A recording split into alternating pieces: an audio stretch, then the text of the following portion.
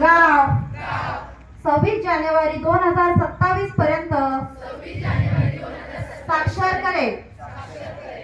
मी स्वतः असाक्षर राहणार नाही आणि इतरांना असाक्षर राहू देणार नाही। मी माझ्या कुटुंबातील सदस्य,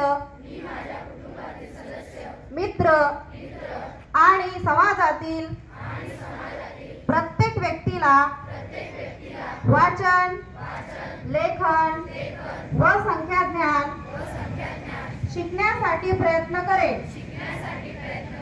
मी किमान 2 असाक्षर व्यक्ती साक्षर करण्यासाठी प्रचार प्रसार करेन। मुलगा असो वा मुलगी, स्त्री असो वा पुरुष, सर्वांना समान शिक्षण मिळावे यासाठी मी प्रयत्नशील राहील। राज्याचे 100% साक्षरतेचे ध्येय गाठण्यासाठी मी माझे सर्वोत्परी व निरंतर योगदान देईन।